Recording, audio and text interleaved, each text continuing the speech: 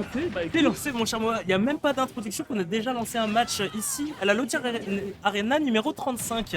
eh bien oui, c'est mon retour. Ça fait 2 mois que j'ai pas donné le micro parce que j'ai glissé, chef. T'as glissé, chef.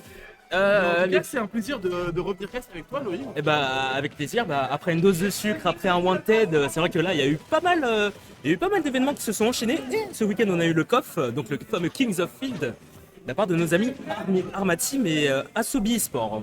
Honnêtement, mais c'était un tournoi Ah. banger.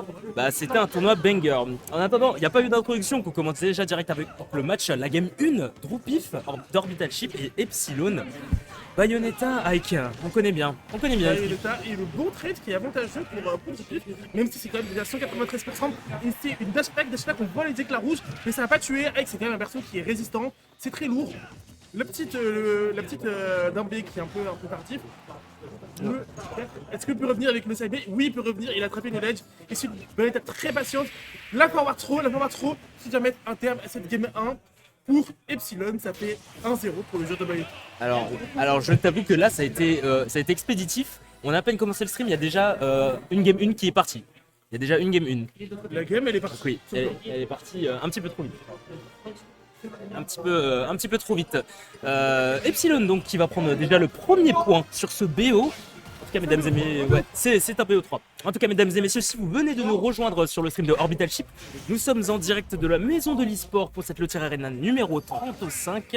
Et c'est avec les honneurs pour l'instant que Epsilon a pris le premier point. Droupif aura-t-il la réponse? Ça, c'est une question à laquelle une bonne question. C'est une bonne question à laquelle on va répondre sur ce petit champ de bataille avec un gros combo. Et c'est un. Oh là là là. J'ai cru que c'était un 0 tout def. Ah, j'y ai cru aussi. C'est pas passé loin, mais ça a été très bien DI. Et c'est reparti, on revient dans le neutral. Mais pour le moment, Droupif n'arrive pas à ne serait-ce que réaliser quelques petits dommages. Encore une fois, les combos de Bayonetta, le combo Bayonetta game. Ouais. C'est un back air, ça prépare avec le neutral B et c'est tout de suite respecté par Droupif.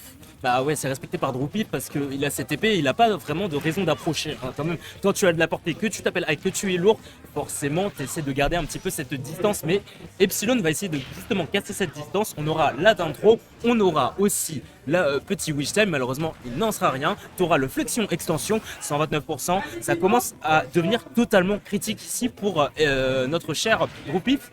On dirait que là, 140%. C'est quand même pas mal de pourcents, mais Droupif qui revient toujours de manière très safe sur le terrain avec le side B.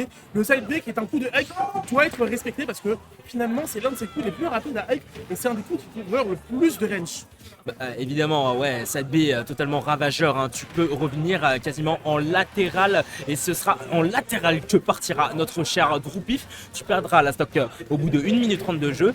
Normalement, c'est Ike, c'est assez lourd, c'est très imposant avec son épée, comme on l'a dit tout à l'heure. On va continuer le combo avec le Wish Time, pas le Wish Time, excusez-moi, le Afterburner Kick derrière. Ce sera un Epsilon qui va essayer de revenir sur le terrain. Évidemment, c'est Bayonetta, ça revient facilement. Aussi les combos, le jeu aérien de cette sorcière de l'Umbra est totalement dévastateur.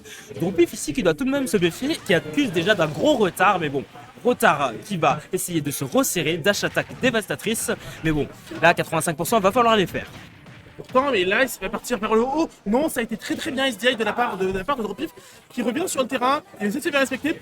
Le up smash qui a été un peu pivé par Epsilon qui est parti un peu dans le vent. Et là, c'est encore une fois, c'est un grab. C'est 135% pour Droupif. Et le type B qui vient tout de suite réclamer la stock de Droupif. Il ne lui reste plus qu'une seule stock en winner bracket Loïc. Ah oui, absolument. Ici, on a bien réclamé la stock ici de la part de notre cher Epsilon. Et Epsilon ne s'arrête absolument pas. Déjà, on accuse déjà d'un retard de 70% et c'est absolument énorme pour notre joueur d'Orbital Chip. On dirait que le Ike est un petit peu en difficulté et on le voit déjà. Il arrive vraiment à bien trouver notre cher épéiste là, Droupif. Epsilon, vraiment cette sorcière qui bouge très très bien. On aura peut-être la intro. Non, c'est une intro proposée. C'est vrai que Bayonetta aussi, c'est trop. Elle peut avoir des trop ravageurs, surtout sa power intro. Attention, le up smash qui a été bien. C'est un perso qui combo sur chacune de ses pros. Bayonetta, c'est un personnage qui est effrayant. On l'a vu, on le voit souvent avec Bloom Forever. C'est un perso qui est effrayant. Avec chaque taunt, avec chaque pro, c'est une passe qui veut partir. Et les passes peuvent être effrayantes. Un up B qui est proposé et qui est tout de suite puni par un up B into back air, into la game et le set pour Epsilon.